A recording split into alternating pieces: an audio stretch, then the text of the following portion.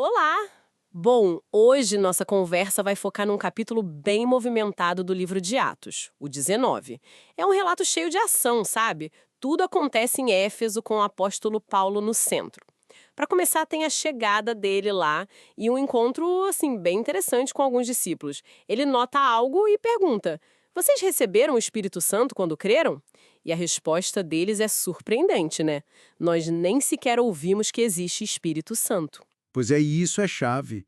Eles só conheciam o batismo de João, que era um batismo importante, claro, de arrependimento, mas era preparatório. Paulo então explica, né, que Jesus era aquele que João anunciava e que o batismo em nome de Jesus trazia a plenitude, incluindo o dom do Espírito Santo, fundamental para a igreja primitiva. Exatamente. Aí, depois dessa conversa, eles são batizados em nome de Jesus, Paulo impõe as mãos e eles recebem o Espírito. Começam a falar em línguas, a profetizar. Eram uns 12 homens. Isso já dá o tom, né, da dinâmica espiritual que ia marcar a presença de Paulo ali. E ele fica um bom tempo em Éfeso. Primeiro uns 3 meses na sinagoga. Mas aí surge resistência, né? Como era comum. Sim. Daí ele passa a ensinar na escola de Tirano, por 2 anos, e o resultado disso é que a mensagem se espalha, tipo por toda a província da Ásia, judeus e gregos ouvindo. E o que é fascinante nesse período são os milagres. O texto fala de milagres extraordinários feitos por meio de Paulo, coisa séria. Tem aquele detalhe, né, de lenços e aventais que tocavam Paulo.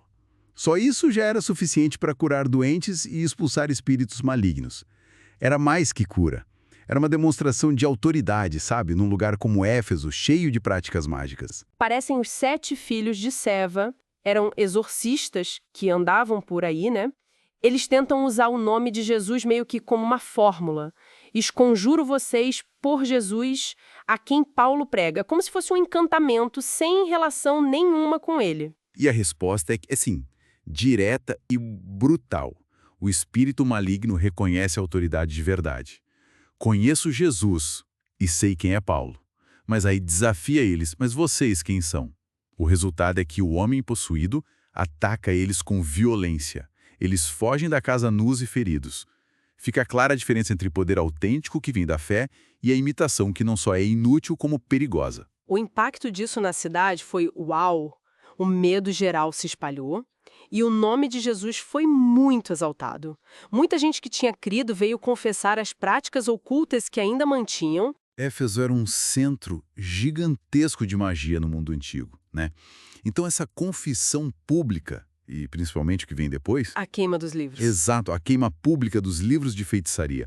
Calcularam o valor, 50 mil dracmas de prata. Uma quantia, assim, exorbitante, talvez o salário de uma vida inteira para um trabalhador da época. Isso não era só um ato pessoal de fé. Era um desafio público a um pilar econômico e cultural de Éfeso. Mostra a força que o evangelho estava ganhando, confrontando estruturas poderosas. A palavra do Senhor crescia e prevalecia mesmo, como diz o texto. Mas essa influência toda, claro, não ficou sem resposta.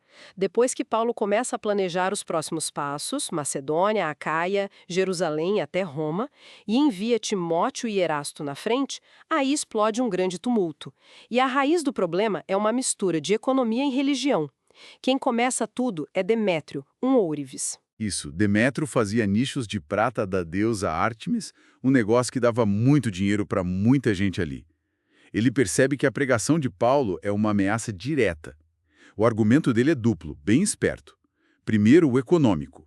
Paulo diz que deuses feitos por mãos humanas não são deuses de verdade, e isso acaba com o nosso negócio.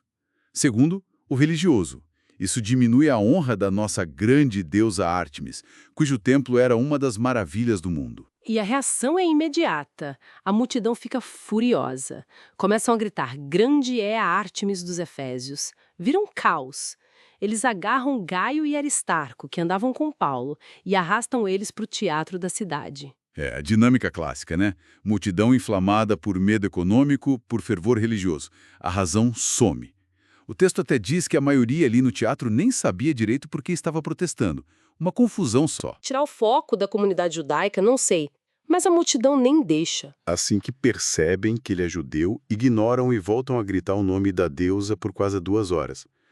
É um retrato bem forte de como o comportamento de massa pode ser irracional e manipulado, né? A situação só se acalma com a chegada do escrivão da cidade, um oficial importante, e ele usa uma abordagem muito pragmática. Primeiro, ele apela para o orgulho da cidade.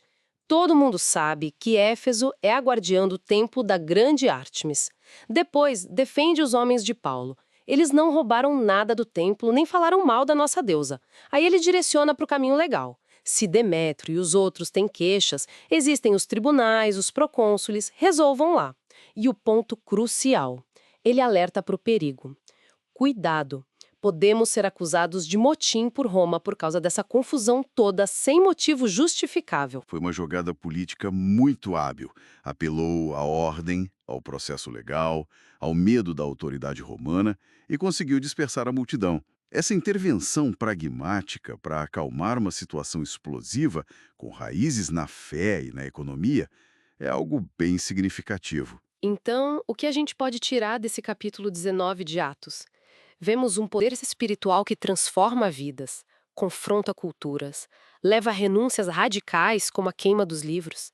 E, ao mesmo tempo, vemos como a fé pode bater de frente com interesses econômicos, com devoções populares, gerando conflitos enormes. Conflitos que às vezes precisam, além do fervor, de um certo pragmatismo para serem resolvidos, como fez o escrivão. E fica a reflexão, né? Pensando nessa intervenção pragmática do escrivão, que acalmou um tumulto violento baseado em economia e religião, o que isso pode nos dizer sobre como as sociedades, tanto as antigas quanto as de hoje, lidam ou poderiam lidar com esses conflitos onde fé, comércio e ordem pública se cruzam de um jeito tão explosivo.